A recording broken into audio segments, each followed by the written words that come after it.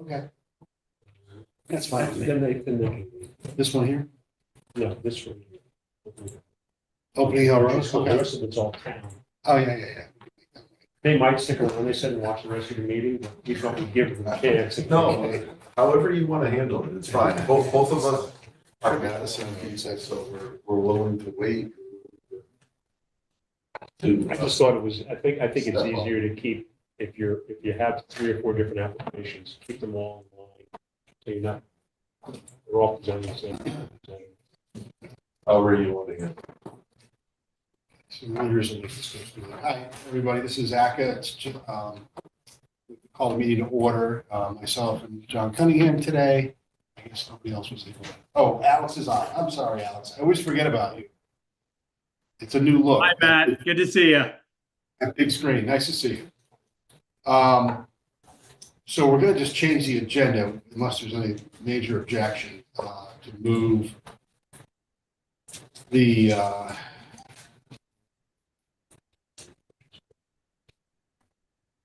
country school opening. I'm sorry. Okay, to move 24-45, 341 Opening Hill Road, the country school up to the beginning, and then the rest of it, I think, is pretty much, except for the full discussion of the fire department, is all town-related items. So if you want to show us what you're planning, we'll do our best to. Sure. I have hard copies of the presentation if you'd like. Sure. These for reference. That usually is helpful. Okay, should I stand at the podium or? Anyone you Whatever want. you like. I'm going And to share this on the screen for the gentleman who's remote. sure. My name's Ted Tolis. Should I begin? Yeah. My name is Ted Tolis. I'm with the Slam Collaborative. We're the architectural firm that's had the pleasure to work with the country school over the years on a number of little things. But over the last 3 years or so, we've been working on the new engineering building and maintenance facility. With me today is John Fix, the headmaster of the country school. Both John and I are Madison residents, and I have 2 children who also went to school at the country school. So we're well connected with them and excited to speak with you today. If you want to go to the next image. The new engineering building is, the footprint of the building is about 2,260 square feet. And it's located in the west side of the campus, about a third of the way back from Blinshed. And just to give you a little more background on the team, Mike Ott is our civil engineer. You're familiar with Mike. Allie Harrison is our landscape architect. She works with Slam as She's well. on. Should I promote her or not yet? I'm sorry, I didn't. She's on in Zoom. Should I Yeah. promote her? I didn't know who she Well, was. Allie can, yeah, I'd like her to be able to speak if she could. That'd be terrific. There are likely questions on your end that Allie would be much better suited to answer. That's So Allie Harrison. Allie Harrison, yeah.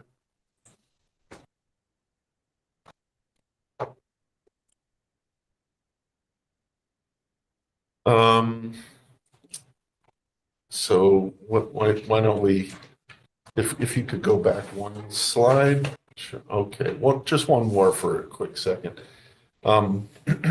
There are 2 properties that border the west property line of this site. There's one located on Blinshed that the house is relatively close compared to the one house on Nutmeg that backs up against where this building is. The next house down, I think, is south of this building site. And both houses have a decent amount of, a robust amount in my mind, in my estimation of trees between where the new building is going and the back of their property.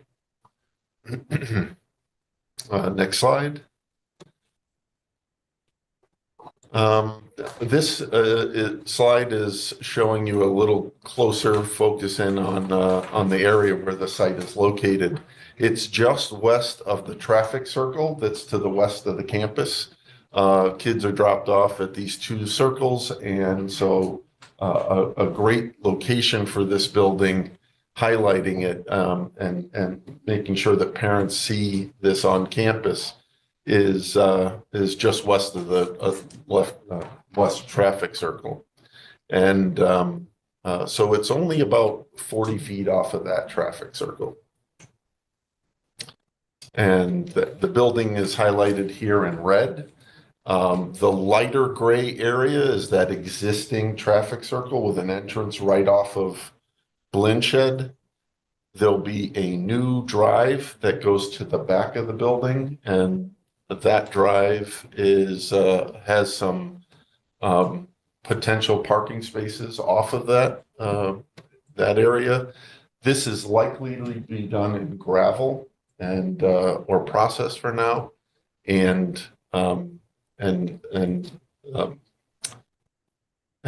despite that, we are also going to manage all the rainwater that would happen to land on that paving material. So there's the septic system that's located near the middle of the clearing. The green trees in this area are existing trees to remain. There are a few along Blindshed as well. And then down in the area where the wetland setback is, all these existing trees are to remain. These bluer trees that are located in here are evergreens. There are two types of evergreens and rhododendra that are mixed together to create a screen throughout this setback. Any clearing that happens in here for the site, for grading, for the septic system, for rainwater detention, both at the building and on the site, all that will be repaired within the setback by evergreens.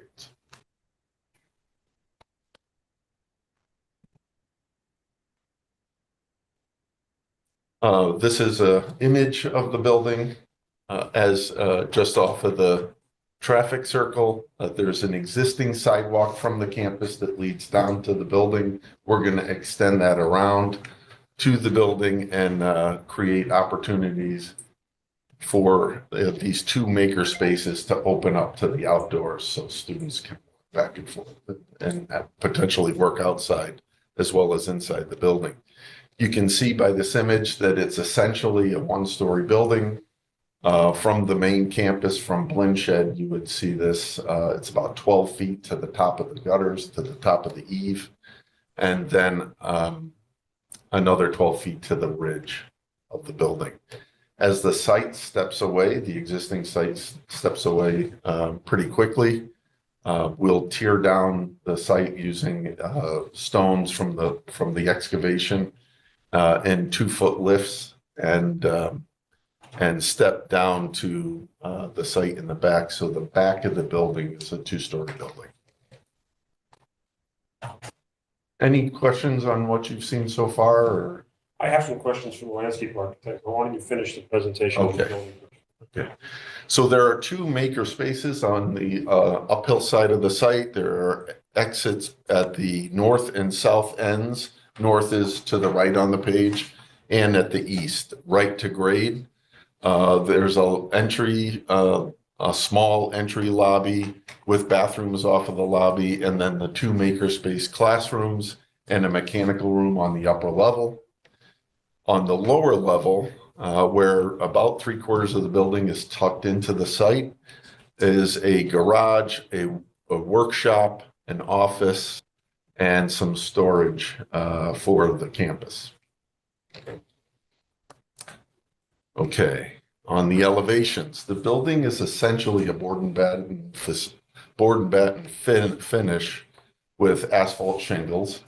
We're going to put snow rails on the building to keep to manage snow, and at the east side of the building here, there will be 2 overhead doors that are glass to allow lots of light into the classroom spaces. an aluminum entrance system door in the center that's storefront, as well as doors of a similar nature at both ends of the building, at the north and south. The lower level has insulated aluminum overhead doors for the maintenance facility and gutters on both sides of the building will manage all rainwater. And you can see by looking at those north and south elevations how we intend to step the site. Okay. Then I've added in this presentation some just detailed view of each of the elevations so you can get a feel for the proportions. This building as requested by the school fits in nicely with the other buildings on the campus. It's sort of a combination of the existing farmhouse with a gable roof, and then the other buildings that are on campus around that main ellipse that are a vertical shiplap siding. So this seemed to be a good compromise in design, so that this facility as a maintenance facility fits in well with campus. It's not just an afterthought. Because of its location on the site, we intend to make something of this building. It's a signature building. Again, this is the west side of the building.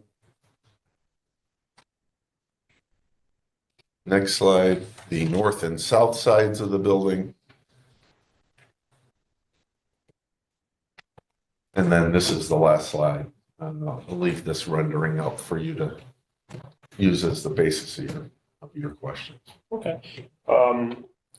Maybe could we go back, if you don't mind, go back to the building next to the circle? I guess it's page 05. Sure. And what was the landscape architect's name, first name? Allie Allie. Harrison. Allie, are you there? Here, can you all hear me okay? Yes, yeah. Just a couple quick questions, nothing Sure. that are a big deal. Have you looked at that back setback line of the property? I guess my question would be, are you clearing to the property line? And have you looked at existing vegetation of something you might want to save as opposed to clearing and replanting everything new? We have coordinated that, the civil engineer and our team here. Our overall intent is to minimize the disturbance and tree removal to the greatest extent possible. So hopefully what we're looking at is the worst case scenario of the buffer going back in. But the overall goal is to save whatever we can that's in good health and condition. Not that it has to be, and I can talk to Matt. We usually like to see that. You know, we have a new school going into Madison also, and we asked them to flag the trees that were going to remain.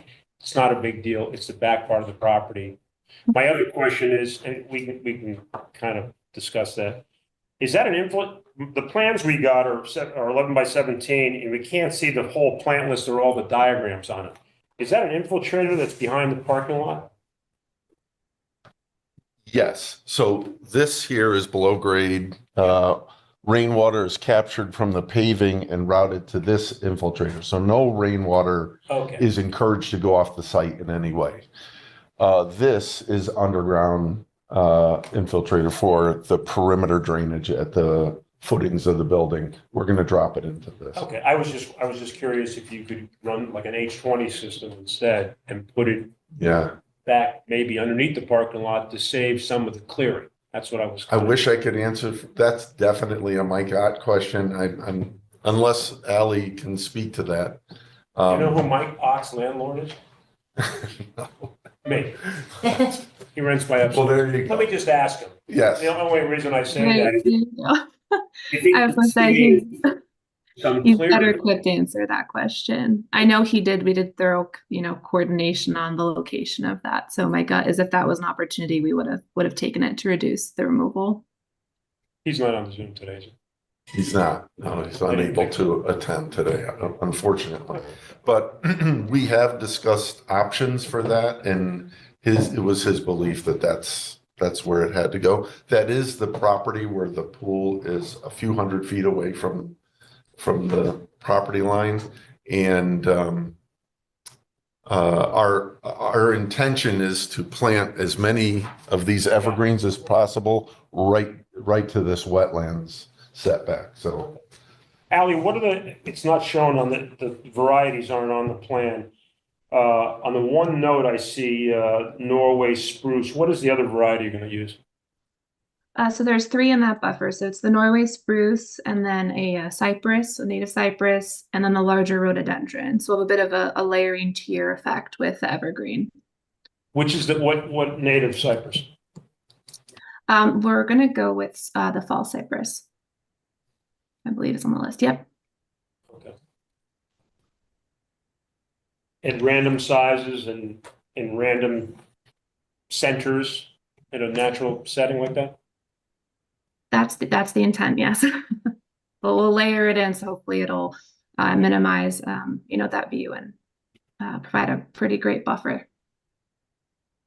Okay, I like the rest of the plant material on the plan. I think it's a good addition to the country school. And I'll talk to Mr. Otter about it. sure, feel free. I think I kind of answered my own questions. One was how far is this from the road? It looks like it's a good 300 feet. It's a football field away. Just eyeballing the scale, you got a Yeah. 7-foot building. I think it's at least that. It's at Yeah. least that, yeah.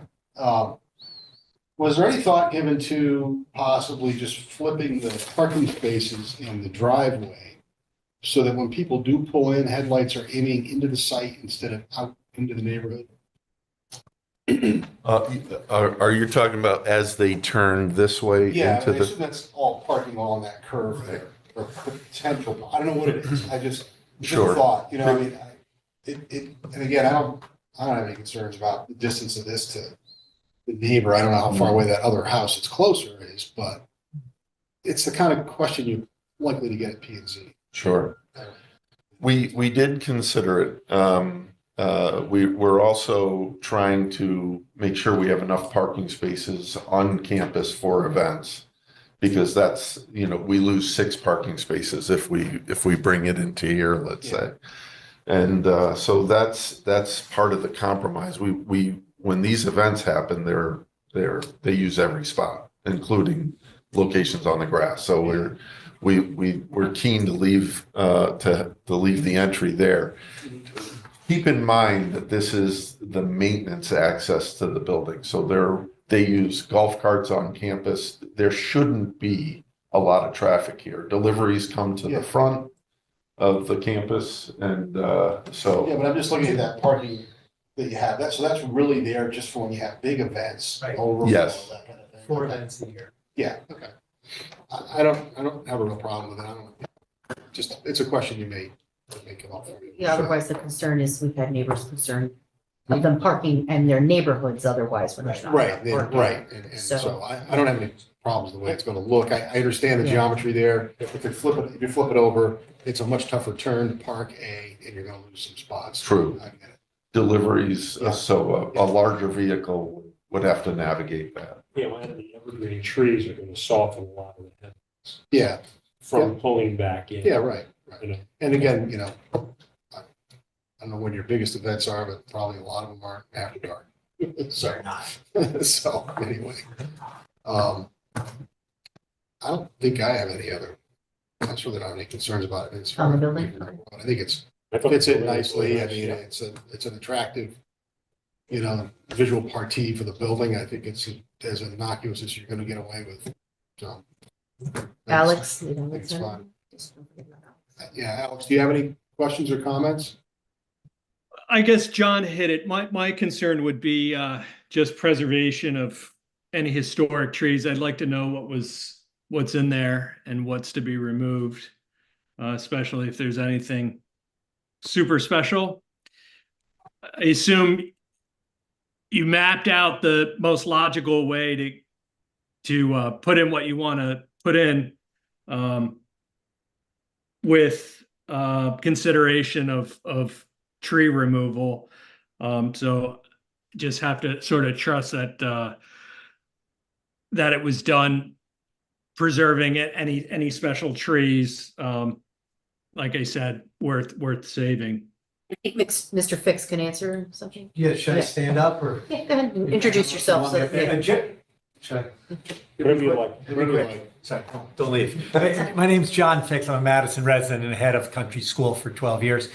Two items I'd underscore. One is that our signature program is environmental conservation. So we're happy to make commitments to preserve trees and bushes and such, but we do that. We did that with the athletic fields. We did that with our parking lots. We're tremendously committed to teaching young people, especially young people of privilege in Madison and the shoreline, that they have a responsibility to care for the Earth's non-renewable resources. So we have no interest in taking down trees, plants we don't have to take. It would actually be counter to our mission, but happy to put any commitment in writing. And the only other piece I'll underscore is that this building, we're really proud of this building because it's a maintenance center. It's not being buried out back. But the adult engineers on campus work with their heads and their hearts and their hands all day. And that's what this space, these two classrooms do for our students. It's the other signature program, which is innovation and maker space. So rather than burying maintenance out back, we asked Ted and Slam Architects to create a building that is celebrated the way people who work with their heads and their hands are celebrated. So we're excited about this. We appreciate that. Ted, thanks for all your. That's a terrific answer. I'm really pleased to hear that. Thank you.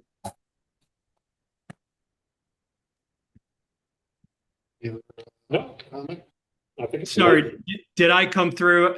Yes, you did. Thank you. Did you have Okay, thank you very much. I appreciate that answer. any other questions or are you good? Alex? No, I'm delighted with, I think the building looks terrific and I appreciate the environmental stewardship you guys are demonstrating. So thank you. Do you want to hear a motion to recommend this to P and Z? I'm happy to make the recommendation for a motion as presented. Okay. I'll second. Any discussion? All in favor? Aye. Aye. Thank you. Thank you, Ally. Thank you. Okay, 300 Green Hill Road, Madison. Right, so I'm going to replace an existing sign of Folsom. Hi. Good evening. I'm Ben Whitaker. I'm the construction manager for the Madison Public Schools in town of Madison. Started back in July. Seems like 10 years ago, but nice to finally meet your committee here. Heard a lot about you and glad to present these couple projects to you. So we've got a couple signs tonight, but I figured before we go into those, I could kind of share where the basis of these signs came from. If you want to share that graphic. This all started with Neck River Elementary. And the sign that was in the permit drawing set for Neck River was the inspiration behind these signs that we're going to put in at both Polson School and Brown School. So we're actually going in kind of opposite order. It went from Neck River's concept to a design that we then fleshed out for Brown because Brown is transitioning to a traditional elementary school for next school year. Right now, it's just grades 4 and 5. So the site sign out front just says Brown Intermediate School. And we're changing that to Brown Elementary School, hence the need for a new sign. While we were at that, superintendent said, hey, let's make all of our properties match and let's do another sign for Polson. So that's where this came from. So this is the sign that's in the Neck River permit level drawings, fieldstone base. And of course, these were just bid set drawings and they didn't know what the school was called at that time, just as Madison Elementary School. And no colors or anything were specified on here. But this was the plan that we transferred to our sign company to kind of do their creativeness too. So moving over to Polson. Again, Polson was the last one we did.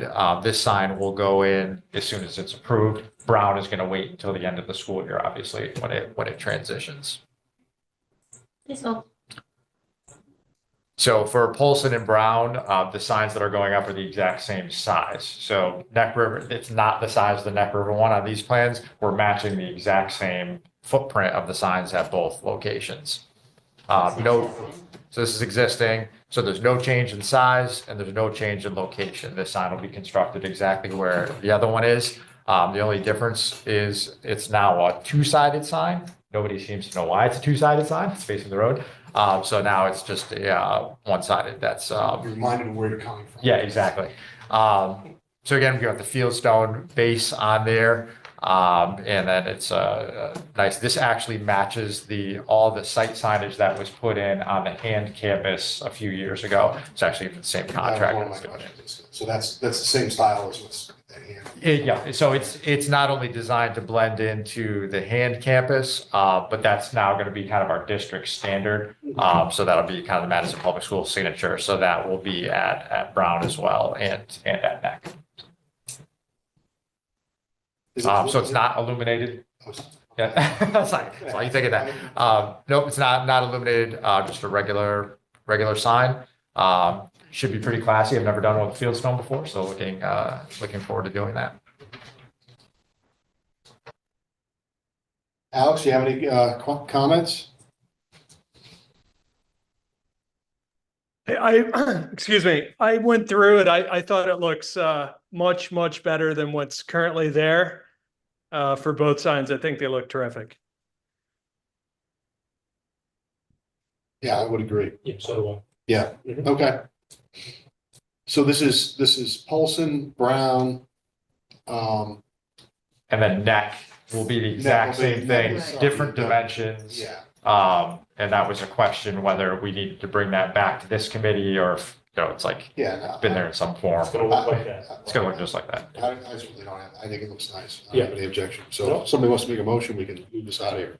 I'll make a motion to approve as presented to all three locations. Alex, you want to second that? I'll second that. Okay, any discussion? All in favor? All right. Aye. Thank you. The next one. Let's see, it's stone. Oh, no, that's the same thing. Sign. Did I get off? Yep, now it's the Did I get off? Did we get off? 980 Durham That Road, the was site 301. plan for the So parking lot. There's two on the agenda, because NEC isn't on the agenda. So that was just, I guess, the blessing for. Yeah, Yeah, so Neck Road, whenever, because that's done by a different company that'll be taken care of by Colliers. I'll just let you know that they submitted the permit. Oh, okay, yeah, You've okay. already okayed it. Okay, so I guess we're at Durham Road here with the expansion of the parking lot at Brown. Yes. Okay, So this project is kind of a double project. It's expanding the parking lot at Brown and also creating a play area for kindergarten and pre-K. The intent for this project, there are not only just to increase parking, but when the facility moves over to pre-K through 5, there's gonna be more staff in the building. This property, I haven't seen it myself since I've been in the district, but I'm told when there's events here, the parking in that area is an absolute mess and it starts to back all the way up down the street. So adding some parking is, I think this is 36 or 38 spaces. But more importantly than just the parking, we're going to be adding a drop-off area to the 2 pre-K rooms, which are right here. We'll blow that up a little bit bigger, but just so you can see the work area there. Next, I can just go to the next slide, it'll show it better. Oh, okay.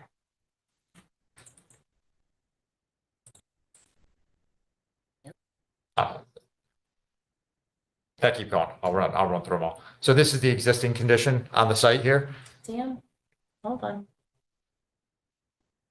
Scroll out.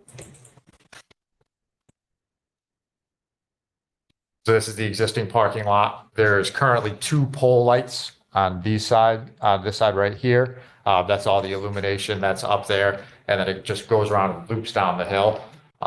So the building is on Plan North there.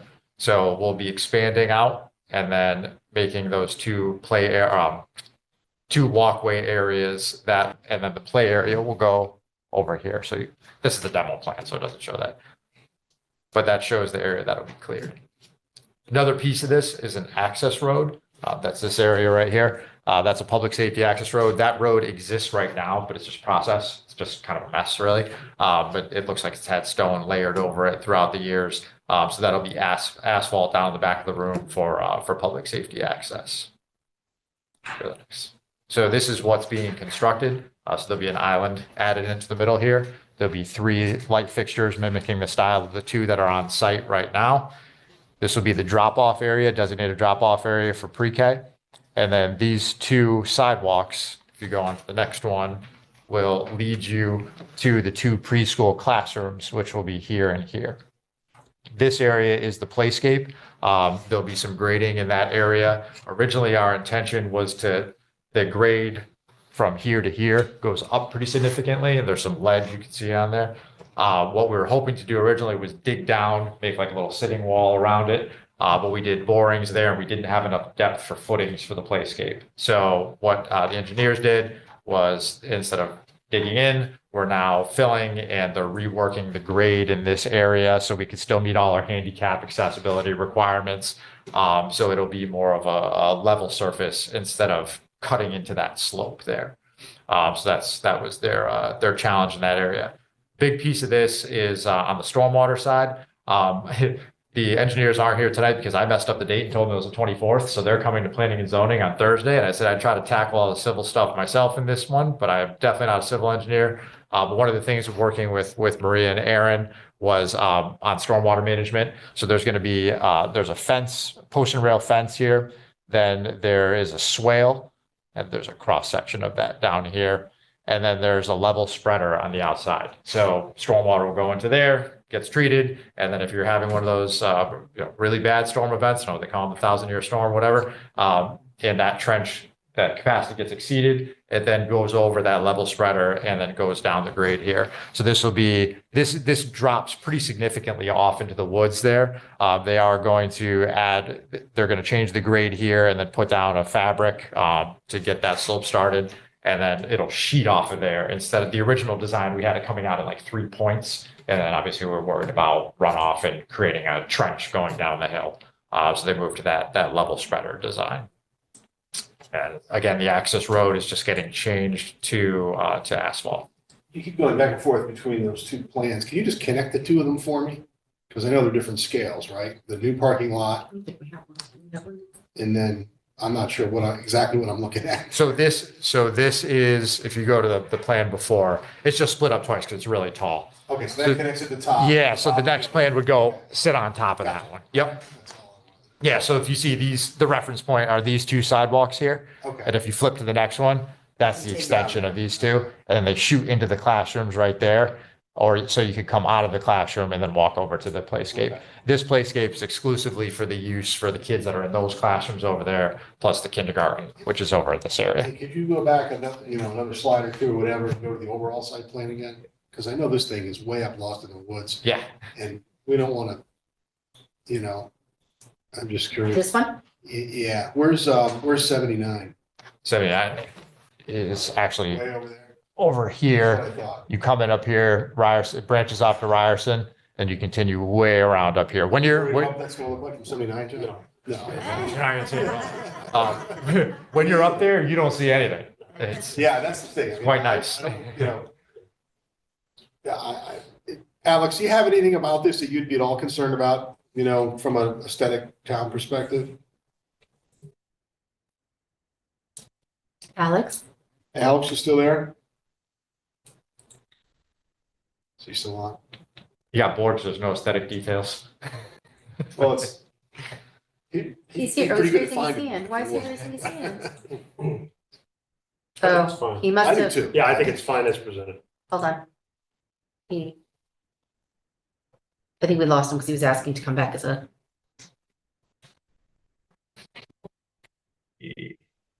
there you Hi are. there, can you hear me? Sorry about that. My battery died. I had to switch over to different, so again, my concerns, it's an awful lot of land that's gonna be cleared. Which is concerning. Not sure what the workaround for that would be, though. Yeah, the intent here was only to remove what we had to get the additional parking in there. And it basically is bringing us right to the point where it slopes down drastically into the woods. So it's almost kind of a natural break point into the wooded area. What do you think we'd be losing as far as trees go? There is, if you go to number 5, slide 5, we actually have all the trees that are coming out, Xed out on there. Yeah, I think they were just sort of layered underneath, like there's some maples and some oaks. John, do you have any suggestions of is there any way to integrate trees into a parking lot? I know the whomever is responsible for maintaining and plowing would hate me for even asking, but John, what do you have any thoughts? Well, in a situation like this, Alex, the property's surrounded by woods, okay? So it's not as though they're putting a parking lot in a full sun situation. I think with 30 cars, I'm pretty sure they're gonna want mostly asphalt. I don't know if there's any suggestion, I didn't see it on the plans, is there any suggestion for any planting? No, we're No. shaking it. I mean, it's in the middle of the woods, so I think the removal of the existing trees, which are just forest trees, is fine. Parking lot looks fine, I'm sure they've figured out all their radiuses and everything else, and they've figured out all the stormwater would be my biggest question, but I think the engineers are taking care of that into a basin that's then gonna sheet flow back out of the area. So I don't have any problems as presented. Yeah, I mean, the runoff is being pre-treated through Yes. that spreader. Yep.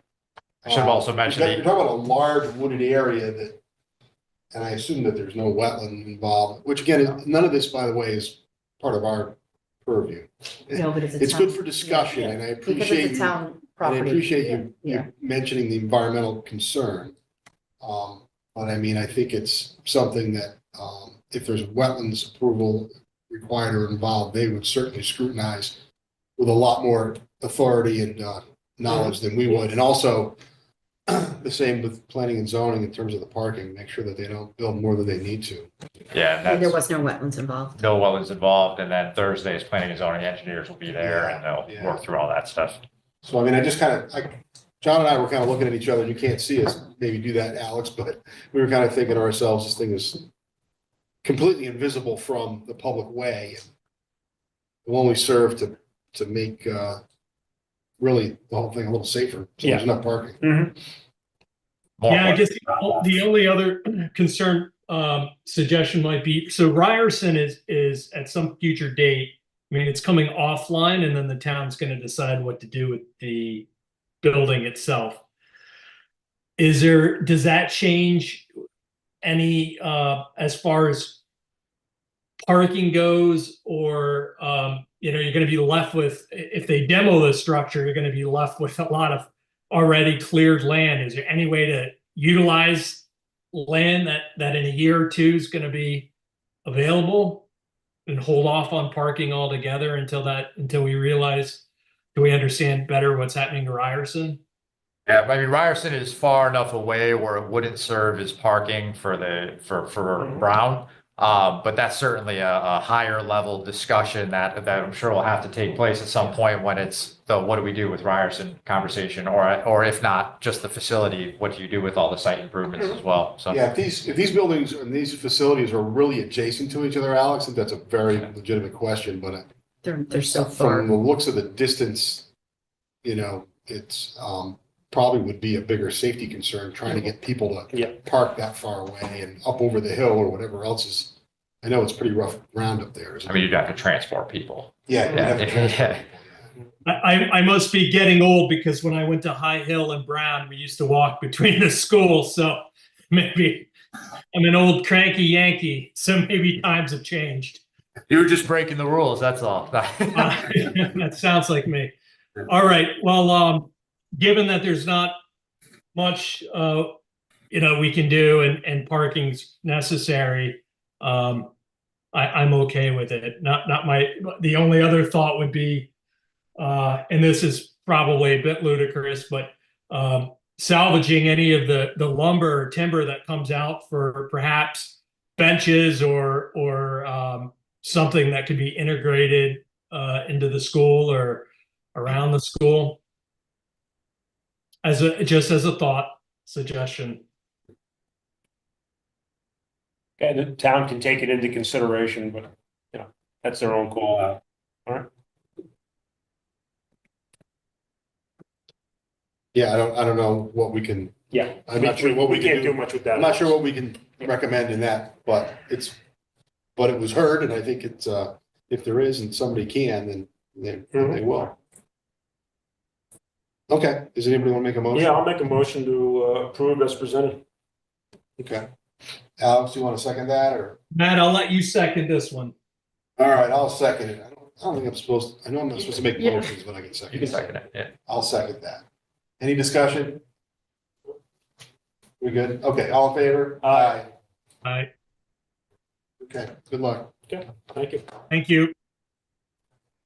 So we'll preface the next one here, the informal discussion for the EOC. We have Mark from our design firm. This is a design build contract through Munger Construction. Dominic is here from Munger. Obviously, you guys know Sam. And Mark is going to run through some preliminary exterior design for the building. This is by no means set in stone. We want to get your feedback for it. That's why we're coming as informal.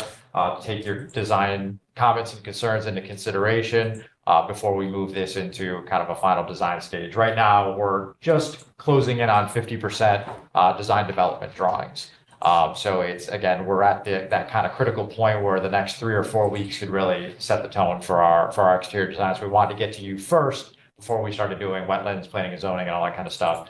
So we have some time to work in your comments and suggestions. So I'll turn it over to Mark, who, So just to be official, so this is 665 Boston Post Road and 67 Boston Post Road. The firehouse. Now, Maria, do you have these drawings? Yeah, those lots will eventually be merged into Yes, sir. one. I'm just trying to get David over. the tenant is not owned by the town, but we're managing the construction process for their extension and for the town EOC that's going to be. Okay, that explains it. I just assumed you were firemen. Yeah, a little bit of a wrinkle. Yeah. Good evening. Just, are we doing the floor plans or the renderings? Why don't we start with the floor plans first? Are you familiar with the Can we get to location? the site, can we get to the site first? Well, we Like, you know, Do you have an aerial photo or anything yeah, of it? yeah. we don't have an aerial photo, we just have plans, Okay. exterior elevations and renderings. We do have Okay, a, so it's for the building when you're Site kind of plan looking for from feedback. ZBA, on. don't we? Okay. We do. I do have a site plan from Oh, great. CBA, if you'd like to see it. Oh, yeah. Yeah. Yeah, Oh, absolutely. just so we can see where the That would be elevation helpful. is. Sure, Yeah. thank you. It's a very small site. So Do you see Dave on there? Lou? Yeah, he should be as a, he's joined as a as we have panelist. 8 folks, Yeah, I'm here. Yep, I'm here.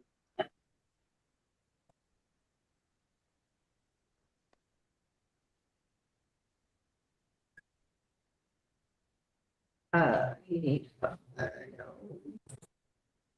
Boston Post. Dave, do you want to talk about the site, or do you want me to talk about the site? There's nothing on my screen, but I can certainly tell you that this is a proposed addition that'll go to the east side of the existing Pose One building on Boston Post Road. Two-story, proposed as a two-story addition. The lower bays are to house various fire department apparatus. And the second floor is designed as an emergency operations center with a couple of private offices, a meeting area, toilet rooms with showers. There is the plan to install an elevator that will access both the existing second floor of the Pose One building and the new second floor. Due to the height requirements in the new building, the second floors don't align, so it'll be a multi-stop elevator that will help us access and bring accessibility to the existing second floor of the building. Dave, we're looking at the site plan Yep. right now, which shows the existing building and 2, have these been demolished yet? No, No, 2 existing houses sitting very lightly on foundations that were going to be demolished. This property here has been purchased by the Madison Hose. And we're not going to be doing an awful lot back here in terms of changing the parking. The parking will remain as it is. It's process, I believe. We back up to the pond right here. there's right now, as Dave was talking about, we're going to be filling this space, this outline right here, This darker outline. this darker outline right here as the elevation where we got a variance to be less than 6 feet to the property line. We're at 30 inches to the property line right here. This is very close. There's an existing building right here. I believe it's shop downstairs, apartment upstairs. This actually, I believe, used to be the old firehouse a long time ago. Basically, it's space concerns, the addition of the Emergency Operations Center, additional equipment, which is the modern equipment tends to be larger than the existing apparatus.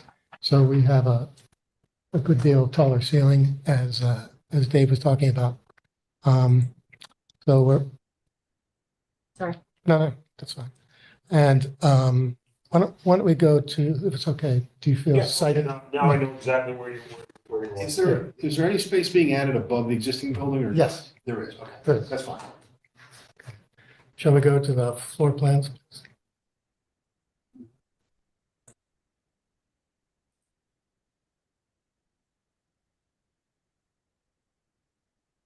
Really have all this stuff.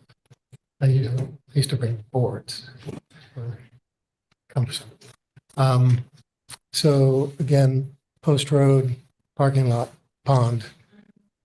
The existing building apparatus bays, vehicle maintenance, and the office downstairs and conference room. And this is physically from this edge, we're adding about 30 feet of apparatus bay all the way front to back to 12 by 12 doors, an 18-foot wide door here. They anticipate 2 large vehicles up front, boat and emergency vehicle in the back.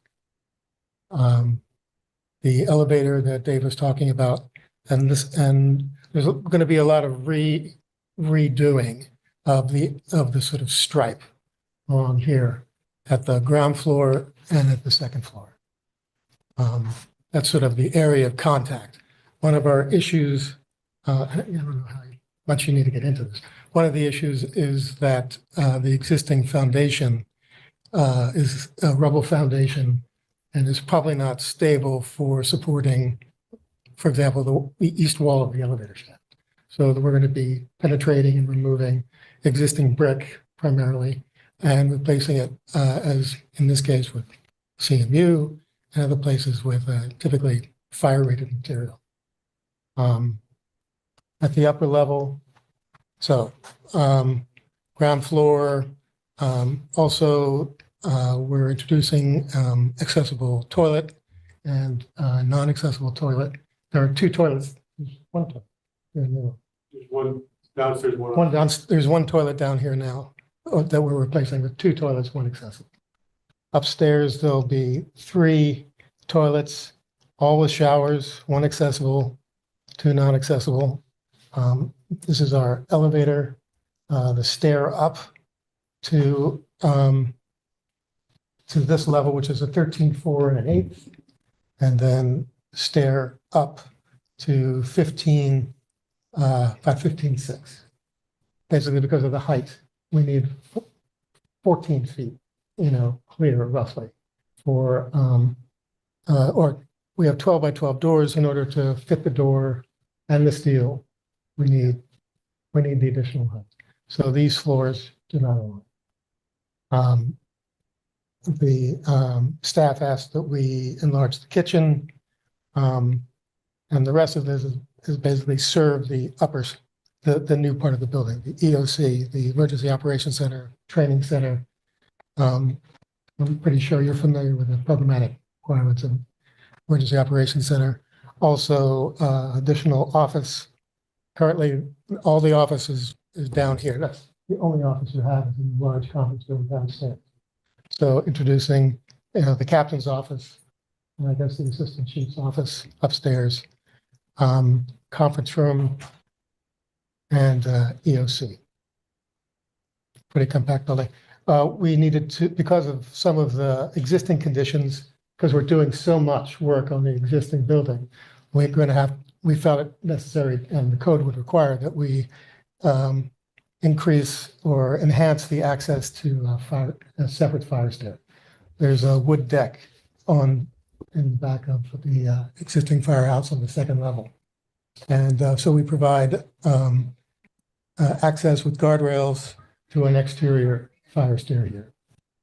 That we recently found we need to close from the bottom, so it doesn't They entice were able people. to obtain approval from the local authority having jurisdiction. The local authority having jurisdiction has been at every meeting. And Can you show us the outside so we can see what Sure. our thoughts are about how to skin this? certainly, could we start? I don't- There there we go. This one. So this is the southwest corner, gas station on this side. This is the previous addition, which was the vehicle maintenance. Basically, the existing building is to this point, and beyond is our addition. This probably shows it most plainly. So we have a 15-foot floor height here, 13 here. In order to have a decent height for the offices and the EOC, roughly 8.5 feet, 9 feet. Ductwork, steel, roof insulation. We're right at the 30-foot mark or below, which is the zoning limit. So There's no limit, there's no relief above 30 in that center district? No? if there is under to 45 feet, but this, I think there's, Constantino's building. I thought you had to have living space in there. yeah, there was a specific request, Yeah, you need Look, to ask for a special. relief, Yeah. right, special relief to 45 feet. But it fits. We're confident we can fit it. We do have rooftop equipment. We'll push that north so you don't see it from the street.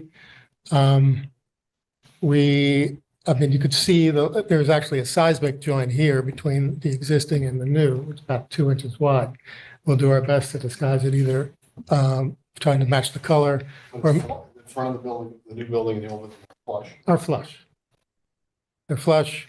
You can see there's a slight difference in the brick. We figure matching may be a problem, so we didn't try to fool ourselves that it's going to be a perfect match. But we're going to try to do it as best we can. So we have brick, precast, our larger doors, and windows, which are frankly not identical, but similar in kind, certainly double hung. The doors and the windows are lined symmetrically, bringing light into the office and deep into the shared offices beyond, which is one of our concerns because we don't have access. Because this has got to be rated on this side. Yeah. So to avoid rated glass, we have windows front and back, and we have I don't know if I want to go back, but we have glazed partitions between the front offices and the open office conference room EOC to bring light deep into the building. Could you be able to zoom in on that? This one? No, the next one you just went to. This one? Yes. That one, There we go. okay. So as you can see, very narrow up front. This actually, we have two options for showing on what we're doing on the sides. Front, in this one, we're treating it as straight up facade, which is very much like this building, which is a facade, gable roof, and wood clapboard on the sides. Obviously, we can't do clapboard, but we had painted CMU as an option. And today we were talking about perhaps rated middle panels, which are large. One of our issues is constructability in this narrow space at the south end. For the depth of the house, the first 35 or 40 feet will be kind of rough to squeeze in and do a lot of scaffolding. Of course, it's all possible, but one of the options is to use something that comes in larger sheets, something that can be installed with a crane from above and wouldn't necessarily involve scaffolding. But it would be treated similarly, that is, it would be white. Which is, if you go back to, I think there's another, Next question. oh, sure, So the frieze and the lintels over that and the Yes. frieze above it, is that precast? that's precast. Okay. So it's all masonry up front Mhm. and perhaps CMU, perhaps rated metal panels on the sides. And that lintel is very tall. Is there, what was driving the height of that?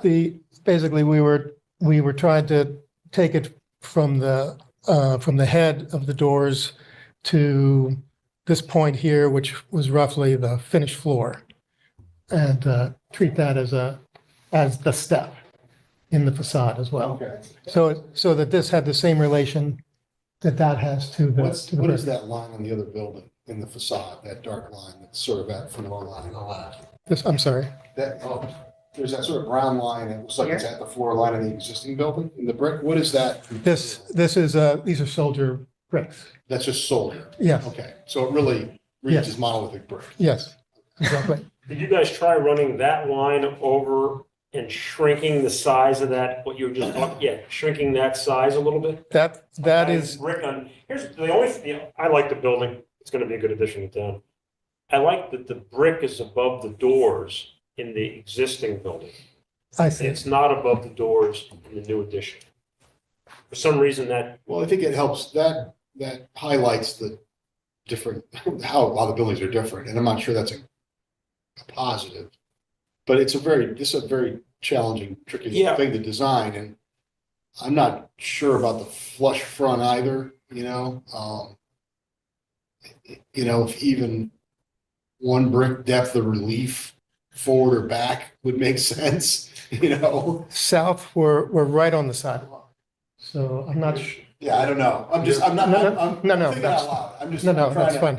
I'm just trying to. I'm just wondering through a design process, if you Sure. thought about maybe running brick over to the edge of the new building. And Yes. shrinking that facade a little bit, yes, correct, Shrinking this up. Yes. So we had a lintel, brick, yes. lintel, Like even if it was. similar to here. I think it's just very tall, that lintel, and it really This calls one, a lot of attention to itself. And I'm just thinking it wants to be, that's not quite so bold, and I don't think its relationship to the floor on the inside is really of any relevance. I would visually engineer that thing, that whole front, so that it felt most comfortable with the other building and whatever else. I'm not sure that big heavy band is the answer. well, we could, certainly the lintel, this lintel can be, I mean, we could do a hierarchy of lintels. Yeah. Where like the one at the top is the boldest and the largest. We have the lintel here, which basically was establishing a similar condition here and here. Again, it's not identical. What's that? The amount of brick in the front?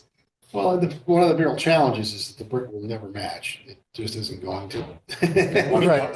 One of the other slides, I don't know if you actually. You try. We'll look at the. I remember having this conversation with Travis Gula several years ago when he was, before you guys redid the other end. I think you recited it or something. Not that I have a vote, but I was just curious about breaking it up. Why couldn't you do clapboard or something and then make the clapboard on the other and the board and batten side then match so it's bookend and not so much brick? Well, there are a lot of different ways you can go about it as an overall idea, architectural idea. You could make this building look like a completely different building, Right? Oh, Or that addition, you mean, like as a different, what Yeah. you're suggesting, yeah. a completely different style or whatever. I'm not sure how comfortable it's gonna feel with those great big doors and a different style. I think that's Yeah. why they. They went with a, With the brick. Kind It's a thinking lot of this before the brick. It's a lot It's of a brick. really tricky design challenge. There's no question about it, Well, I like how they lined up the doors. See the existing doors, the window panes? Yeah, they New? don't quite line up, but that's not the end of the world either. Yeah. I had the same. It's idea not trying to with be, the and what you brick did was you recognized that it's going not gonna all blend the or way look like an instead of extension of the basement. original building. Right, You exactly. made it different, you made it strong, and I think that direction is not necessarily a bad one. We also have an animation, if you'd like to see. So do you have a model? Matt, before we move on, I'd like to comment if I could. Sure. In preparation for the meeting, I did a Google search of historic firehouses to get some inspiration. And it seems like firehouses, generally speaking, can be really cool. To echo what has been said, there's a lot of brick. And I don't think, as an owner of a brick house myself, matching is going to be something that's easy to do. Have we considered going with a different brick color? There's some just fantastic looking historic bricks and tans and whites and off whites and creams and darks. And I almost feel like this building as a firehouse in a historic downtown needs to be more whimsical or a little more cheerful. I noticed there's not a lot of lintels that I saw in some of the other historic firehouses. I do see the stacked brick on the old historic part, but I think because this is such an iconic building and right downtown, and we're going into phase 3 of the streetscape. I think this is an opportunity to really do it right, and I'd love to see more architectural detail, and even red doors are used really commonly in firehouses. I know we went with the elegant white, which is fine. I like that myself, but I think this is an opportunity to really make it more interesting and break up the brick. We have the brick on the sidewalk, the brick next door. We're adding more brick. Yeah, I know. I think you're right. A lot. I think you're spot on, Alex. And what I think would maybe be a good idea, and I don't know if you guys pondered other materials or other sort of No, looks. we did, Yeah. but it was primarily, I mean, we looked at this one. And Well, you know what? Which is, Sometimes that's the problem. and And that was, looking at the design guideline. and that I'm was- excited because it's all about blend. and it was very And specific. that's not necessarily the answer. And I think what Alex is saying is something we've said to a lot of people over the years. And that is, making it compatible with the other materials and all those other kinds of things isn't necessarily the answer. And I think, so what Alex is just referring to, and even Maria, who I think will accept her commentary as a member of the public, is I think it would be nice if maybe what you guys could do is just design 2 or 3 different visual ideas of this thing, making the building different, It doesn't have to, I'm not saying that it won't just come right back to being a brick solution. But if we could see some other creative thoughts about how to plug that hole in the streetscape, because that's really what you're doing. Now you have these, obviously very rigid programmatic and functional challenges, right? We know the doors aren't going to change. We know the height of the building really isn't going to change, all those kinds of things.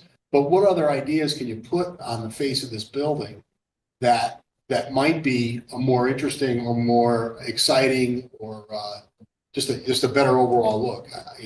The only thing I would say about the brick solution part T that you have in front of us is that after looking at it for enough time here, I really do think if it's going to try to be another brick building against this, it needs to be set back a little bit. And it's not necessarily a lot, but I think it's got to not try to flush out with the other building because there isn't anything else. These 2 buildings they're nothing aligns. The details are all different, which I'm not saying is a bad thing. I'm just saying that to have them flush, I think there ought to be some relief there if it's going to be a brick design, That's a good point, because the bricks aren't gonna match, so I think They're not, having it back, and it's a different building. yeah, it's a different building, It's- even if having it back just a bit, I don't know what a bit is it a foot, Yeah. 15 inches or 10 inches? And I think, just one last thing, I think that Sure. this rendering really shows, you've got the other brick building. So what you've got is a hole in the streetscape between 2 brick buildings and is trying to fill it with another brick building, that's not attached. Is that really the right kind of answer? Well, it is attached to this building. Well, I know it is, I'm sorry, I mean not attached, but one is attached to one and not the other. Is that the right answer? If you Right. go and look at the library where they took down an historic facade, but what they've got is they've got a beige, nondescript sort of void between the old library building and the facade that it's not an exact duplicate in any way of what was there, but it has some of the same sort of feel. It's brick and precast, what the old building was. But it has this void piece that buffers the two of them, and here you don't have any room. You've got tremendous challenges here. I get it. You don't have any space to be creating a flat piece of wall or panel really, or almost none. But if which I think is what might steer this, maybe if there's an alternative solution of a different style building. So we talked, I just want to clarify, because one of my jobs is to kind of keep this project not only on track, but it has a ridiculously low budget. And part of that is because it's being and the reason why the town is even involved is because it's being financed mostly through a grant from FEMA. And then the town is supplementing that through SIP. So we went the design build route to, one, speed this up because we have grant deadlines that are coming. This project has been dormant for quite some time. We have the other challenge in this project is we have the desires and wishes of the firehouse, and we have the town interests as well, trying to map all those together. So from the get-go, the design was simple, blend with the existing, and that was the purview that was given to the design team. It's funny, like everything you're saying tonight was, I think, exactly what we thought we weren't going to hear from you. So we were going for, don't ruffle the feathers, keep it in line, keep it looking the same. The challenge of breaking up that facade, because it's not going to match exactly. But I don't know if we were going to play around with different materials on that facade, definitely. And we came in here tonight thinking there were going to be, we actually discussed that waistline around the building, and a lot of people thought it was too wide. Some people, we had different thoughts on that. That's why I wanted to bring it to you to kind of arbiter some of that too. Right. So that's great feedback, because we had a large contingent going to slimming that down. Interestingly enough, some other folks wanted the top part of it slimmed down as well, which you guys liked. But when it comes to, so if we're playing around with different materials, I think there's some opportunity to do that, or some, add an eyebrow at the window or this or that. But in terms of redesigning the building, we really still do have a rectangle. And I don't know if we're going to have enough design money to have these guys go back and redesign. Well, I think that I understand all that. I think that we understand the challenge. I think what you don't want it to do is look like the firemen added the firehouse and they drew it themselves. Okay. Yeah, for sure. And I think and I'm not saying that's what this is necessarily, but, and then there's all sort of, there's tiers of how, of how important this is, right? From a design world, right? We know obviously it has to function. And you don't want to be what I just said, okay? And I don't think that's what this is, but it looks like a couple things don't go right, it could be that, okay? And I think that's why we're just speaking very freely and honestly about it. So, and then the other extreme is like what Alex described about a lot of historic firehouses and this and that, doing some kind of historic recreation. I don't think that that's in any way realistic or necessarily even appropriate, okay, is to try to recreate some kind of historic look. In a way, that's kind of what you've done a little bit. You've got precast and brick and so on. A So little I think all crisp, we're saying is, a little crisper than. think about if there's another design motif. Can you back to the elevation drawing? Is there another way to skin this building? And maybe it's only the upper part, This that one? ends up with a different material. Well, that's what I was gonna say, That's kind of Yes. what I was thinking. Yeah, I think Around that's, exactly. And maybe it's the upper part that gets a different treatment, could we match the, whatever, the top part over here? Well, they To this need or the they- height. I think They probably could pull Not that. not match it height wise, the treatment like up here. Yeah, no, you could pull that freezing along and then have another piece above it. I think that there are different ways you could tackle it. Kind of pull it together, but kind of make it look a little different on its own. I mean, the floor line, I think you said, is near the top of that precast band. Yeah. It's right there. it's right there. So you really can't lower the sill of those windows, and that's where it really gets tricky. You don't want to give people a window that's a 30-inch sill and then it's 2.5 feet high. And that's high, So- that high. So that's where it gets really funky. Is is there a way to kind of creatively make things line up a little bit better, So maybe what we play with is the waistline there and then just the consoles materials. And I think that's a Yeah. reasonable next step. Yeah, I think Matt's point about just maybe I'm a landscape architect, but maybe pushing the new addition back just a bit. If you could, I remember from the site plan, I think you have room out back to do that. And it sounds weird, even something 8 to 10 inches back, is a big change, especially if you're still going to use the brick that isn't going to match the existing brick. Right. It's probably not as big a deal if you're going to change material on that top floor above the doors. yeah, and I think that if it's gonna be basically a scheme like we're looking at with some adjustment of the heaviness of that lintel, and brick above, I think it really does need to be stepped back. Yeah. I think that would do wonders for it. I think it To really would. identify it as this, this recreated, this contrived history of it is a different building.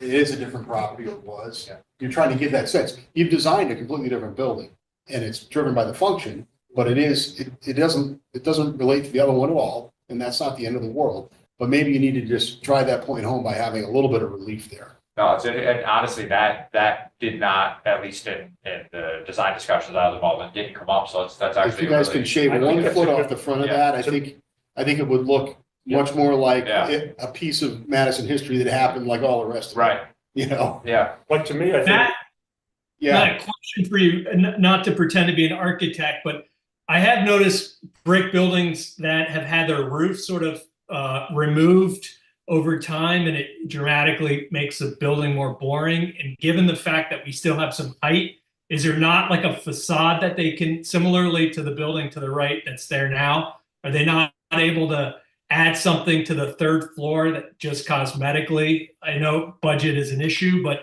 are there not tricks that could add some elevation or some interest to the building above it? Well, they're not, they're at max height right now with that facade, unless they ask for a special exception to increase the height. And I don't think that would be, personally, I don't think that would be difficult to obtain, but I think somebody needs to come up with a design to show why that's necessary. But I think, I think that you're not off. And as I look at the building on the right, Alex, which isn't any taller, I'm not sure more height is the answer. So I think, Matt, to your point, I'd love to see 3 more creative versions. That it sounds like they were sort of restrained on their thinking, trying to placate what they thought the town wanted. And I think the message is probably 180 degrees from that. So I'd love to see them come back with some more, as you say, some more options. Yeah, I think it More doesn't creative. have to be an elaborate, fancy presentation with expensive renderings or, all that stuff. Really just some design ideas as to maybe what other, because we have pretty strong visual capability on this board, Mhm. Well, is it something that we can send to you before we meet again? Yeah, I can't always guarantee my ability to respond, well, but I mean, or anybody's, honestly, because there are other members of the panel who aren't here tonight either.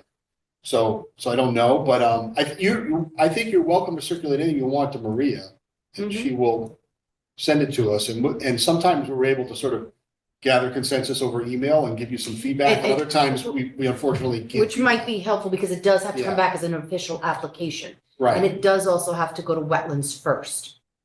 and we're So scheduled Oh, it for does, yeah. February 3rd. Oh, you're not we're scheduled talking about for, wet- they're not anything to do with scheduled for wetlands. February 3rd. They want to be in for receipt for February Yeah, 3rd but for what we're wetlands. talking about is not gonna have any So- impact on that. Right, no, but what I'm saying is they have a minute to go before they actually get heard before P and Z. If they get their application in, Oh, I they'll see. be They've got- received on February 3rd. They won't be heard until March for wetlands. They Mhm. can't act on P and Z until wetlands says okay. So they've got a minute, they can come back, and we could probably, if they had some ideas to say, this is the route they're going, they'll be back with this. We do have a little bit of time.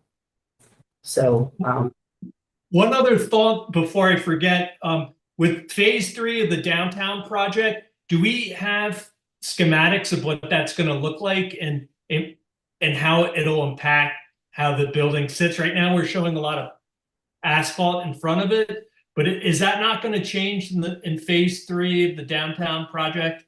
Oh, that brick is complete on the sidewalk, I isn't thought there? it was. I Mhm. thought they finished. It's not changing in front of the firehouse. Yeah, this That's all that- all this that brick paving sidewalk is done already now, there. Alex. I'm The not sure. space in front, all that dead man zone that out front, I think is changing. I mean, here to Not in here. front of the doors. I think you, I mean, basically, we're gonna have curb cuts here and here, and Yeah, that's it. I seem to remember that there were a lot of potential enhancements down at this end of the street that may have gotten weeded out or I thought since so been too. scratched out of that whole Yeah. concept, out of that plan. I don't know though. It might be worth just double checking where we stand with that. Yeah, I would agree. I think just to, I mean, yeah, I mean, I don't know.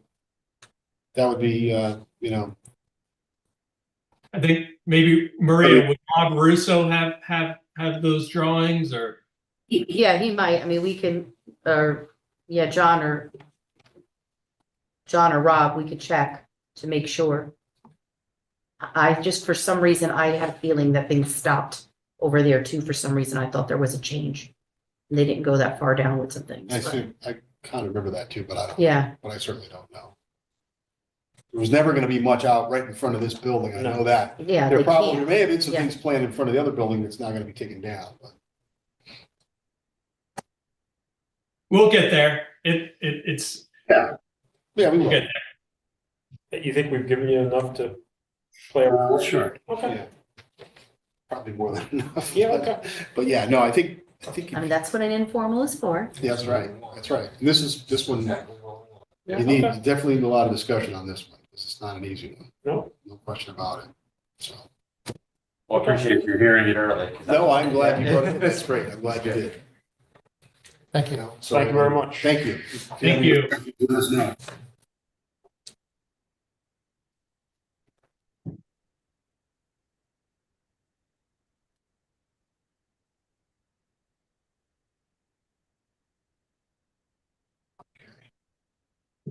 Um, So I think we're done with it. We are going to the agenda. We're done on most of the agenda items. We've got minutes coming up. Before we go to minutes, Alex had sent me an email a few days ago that I haven't had a chance to answer. Alex, are you open to having a little discussion about what your thoughts? You know, you said you weren't really sure if you wanted to share it with everybody, but, or do you want to just sort of, want me to, I was going to suggest you and I have a phone call or something. Yeah, I'm happy to have a phone call. But also happy to have an informal discussion here though too. I mean, one question, one thing you had brought up, and I think maybe Maria can shed some light on it. I guess it came up in the hearing about the new road project last P and Z that somebody made the statement that there was an ancient. You're welcome. Thank you. There was an ancient chestnut tree on that site that nobody was messing up. Is that been confirmed or do you know anything about that? No, I don't. Okay, Aaron would be the one, probably. Yeah, I mean, she might, they might have mentioned it in P and Z, whether it's notable, not notable. I mean, I don't know. I mean, we also, again, slippery slope, we don't have a tree, you know, You don't have- ordinance, so we have no way to tell somebody they can't remove a tree. Yeah, I think that's very true, and I know that. It's on private And I- property. and not- Right, and I thought we asked about it and somebody made the comment here, and meanwhile, they're gonna have to clear the site to build the buildings, so. Well, it was one of the things that Alex brought to my attention, and I think, and I'll just paraphrase a little bit, I think he's concerned about some of these things that are happening without enough sort of input or oversight. And, you know, and it's always disheartening, his word, and I agree with him, that people are gonna if, in fact, that, in this case, others will misrepresent what existing conditions are, you know? Oh, I don't think anybody was misrepresenting it, Okay, but but anyway, I mean, that's not what you asked applicants to be able to do. That's why we ask for lots of pictures and so on. We don't generally, you know, right. right? So, Well, that's why I think it's really important on a site plan that some people have brought back in where the clearing limits are and what they want to do. That's one reason why I brought it up tonight with the country school, because they're clearing in the setback. That's why I'm gonna ask Mike Ott if they could move the infiltrator underneath the parking lot. On the new road project, there's a 30 or 35-foot setback. That is all existing vegetation that they're not touching. That they're not, right. They're not touching. right. So you got a 35-foot wooded area that's gonna look at a site that's gonna be completely cleared like the site across the street. Right. And the problem is, we ran into it here, Alex, at the police station, at the Guilford Savings Bank in town, on whatever that lane is, Kaiser Lane. We deemed these historic trees. There's not one of them left now. The Copper Beech is gone at the bank, Oh, yeah. It went down the following year. Okay? I guess. The big white oak in Kaiser Lane that everyone wanted to leave as an own lot. That was, all the oak trees we tried to save at the police station have all come down. We saved them all through construction, but because of the construction on the site, it all came down. So if there is some big chestnut tree on that site, granted, if you really wanted to leave something, you have to stretch out past the drip line to make sure it's going to stay. We can all answer that question. What does it do? It eliminates a building, if not two, or parking, or changes their complete design of the whole area. And then you do all that, and what happens? After 2 years, the tree dies. Yeah, I would have to say that it's, from a statutory perspective, it's tougher to have oversight or influence on who cuts down what Yeah. kind of tree than it is even to what buildings look like. Yeah. And what buildings look like is very limited. You know, that's why we're all advisory. We have one local historic district in town with what, 20 properties? Mhm. And those are the only ones that legally any commission Statutorily, can actually yeah. comment and steer aesthetic decisions. And I think that's the challenge. So. Yeah, I think what was disheartening is I had asked at the meeting whether or not there were any any trees of significance. And I believe the response was there were not. Right. And at the P&Z meeting, a butter stood up and said that he would cry if a 100-foot chestnut tree that was shown to be 98% pure American chestnut, blight-free, was removed. And I was caught off guard as someone who feels I'm volunteering partly to protect, the beautiful Madison that I love, to have gotten an answer that was inaccurate. And it turns out that you have people standing up that feel strongly enough to publicly speak at a planning and zoning. And then moreover, land use attorneys use our endorsement as a reason why planning and zoning should approve something. There was one assumption, and I probably would have abstained myself had I known that a historic tree was going to be taken down. Or When you would have say historic, or when you mean historic, it's significant, however we want to describe. or land, or Yeah, and now, one question I have for you, do you know, is that, because remember, people in the audience can get up and say things that aren't verified. You know if the thing actually is there? I'm just curious. I mean, this is the thing, there are two sides, it's almost like, it's almost like politics. Right? I would have been happy to do a site walk or have, John or with permission to go on property and verify what was there. But then again, we get into the slippery slope of it's private property, it's development. There is no ordinance right. or regulation or And all we can do enforcement. is suggest that if it was a grove of 100-year-old chestnuts, only anybody can do is suggest that they not cut them down. It's not, And I would have. P&Z denies them because of that, they'll lose in court. Yeah.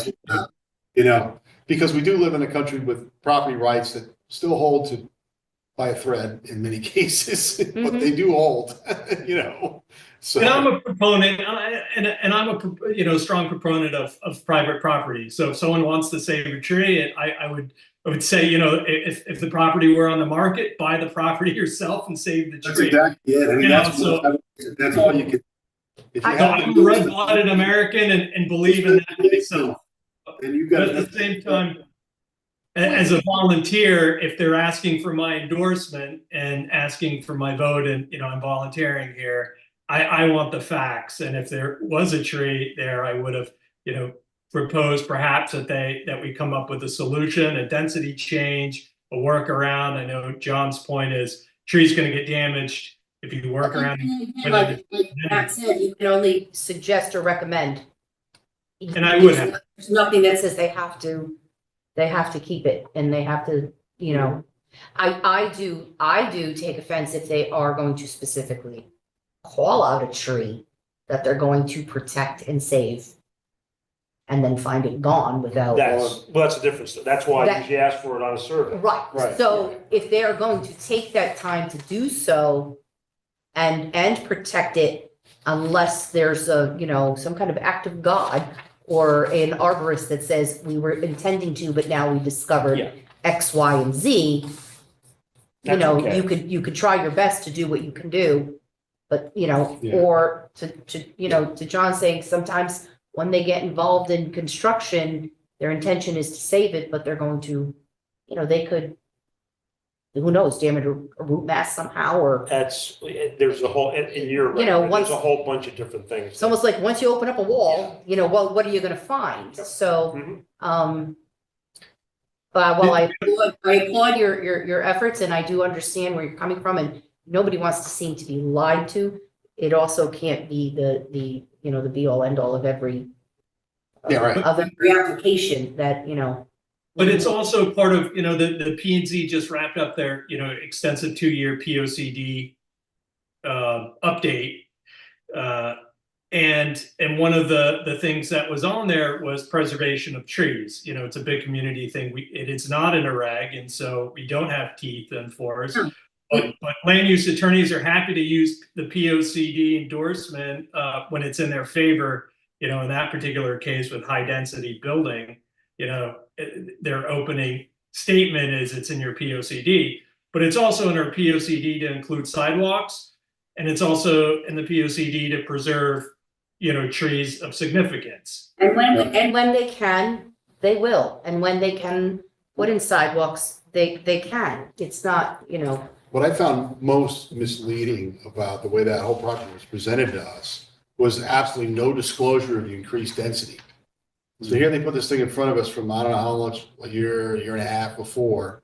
I don't remember, I mean, it's a site plan with a bunch of buildings in it. Yeah, they're kind of close together. I remember, don't but- recall but the fact first that one they because I came don't and think put I was that in that front of us involved and with the didn't say first one. anything about that it was, oh, by the way, it's now, 70 units instead of 48, whatever the hell it was. It would have been nice to have done that. And I found in my experience, Alex, when you put the attorney in charge of the communication in these boards, I've always told clients, new and old, no, I'm running the discussion because they will get up there and treat it like they're in court.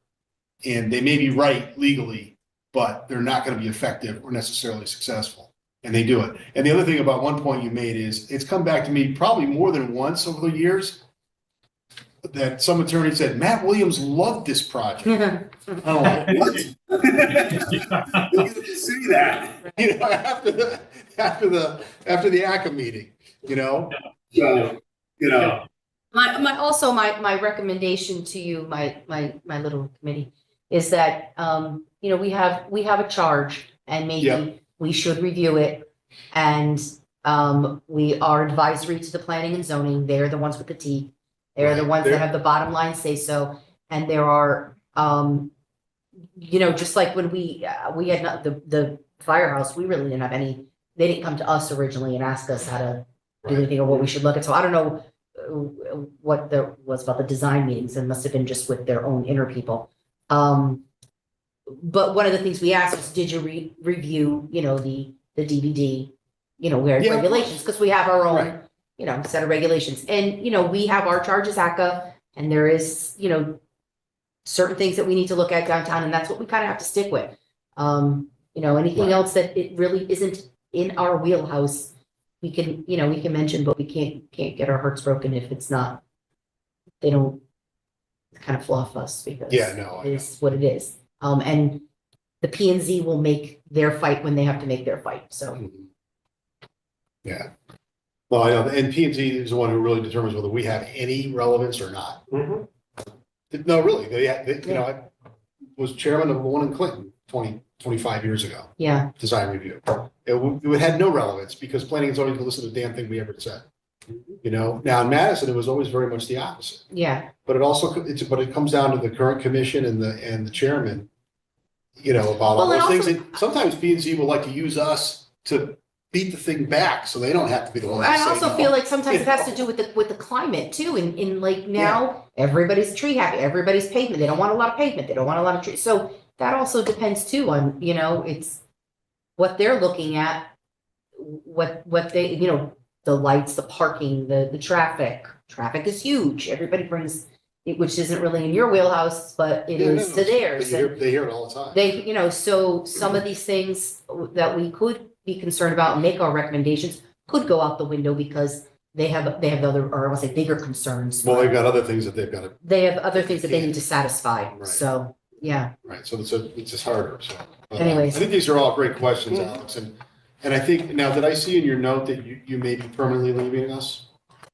Yeah, so as part of the eligibility, I think for this board is to be a Madison resident or an eligible Madison voter. And if I end up, becoming a California voter, which I am not currently, but when that time comes, then probably makes sense for us to get someone to replace me. And along those lines, it would be nice to have more people from the community involved as well. If one of us didn't make it tonight, we wouldn't have, I don't know if had a quorum, but I think the more the merrier. No, I would agree, and I would agree. I think it'd be terrible to lose you, but I don't know. We have to. Stick around as long as I'm permitted to be here. So as long as I'm allowed. Yeah. All right. They are making a big push. We just actually had a couple of new applications for wetlands come through for potential wetlands people, because I'm about one person away from not having a quorum for Oh, really? wetlands either, Oh, yeah.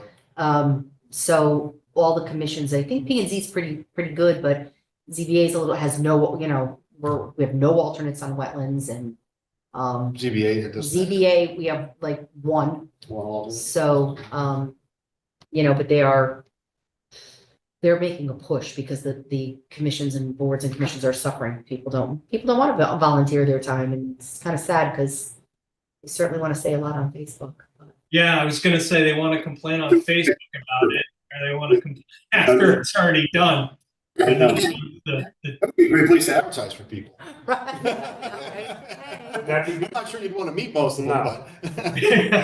but you should be able to scrounge up a few I candidates think at least. as far as ACA is concerned, I don't know how I don't know if you apply the same way as you do as a board or commission member, but then they have to be appointed by P and Z. As when you apply for the town, the application goes to the first selectman's office. They, relegate it to either the Democrats or the Republicans, depending on the party. Then those parties put them forth, and the board of selectmen appoint. We don't ever know who we're getting. You can apply, say, I'd like to serve on wetlands, and get put on ZBA. You don't know, which we've had happen. But I think for P and Z, I'm not sure if you may apply the same way, but then ACA, P and Z would appoint you. It Right. doesn't go through the board of selectmen. Yeah, it's So- really good. Who? That's a great idea. I've been trying to get Denise in my office to come. She's an architect for Yeah. Christ's sake. Yeah. I've done everything but offer pair, Who which I don't think would be ethical. did you say, Jeff? Rick Gedney, Oh, Yeah. yeah. retiring, Yeah, Madison resident, yeah, very talented. yeah, He's done a lot. He's done most of the He'd be design great. work for yeah. Kitchens by Gedney for years. Where's His the- dad was a big, his dad has passed, but his dad was on a Yes, bunch of yeah. different boards. Yeah, So he's thinking about it. that would be nice, We yeah. would get, well, probably never would, but Travis or his wife. I've asked about, His dad's been. No, I know, Yeah. I remember. I've asked about Felicia, Yeah. yeah. Let's All right, You wanna say it's a minute? but anyway, Wrap it up. all All right. the minutes. All right, well, keep us posted on your status, please, and we've got to find some more members because we're really hurting. here. Yep, Did you say yes to all the minutes? Did you make a motion? I'm gonna make a motion Do to your thing. approve all the minutes. Well, so I have a correction on the minutes. I would just like put in for the record that I did ask about the trees and that I was told, there were no trees.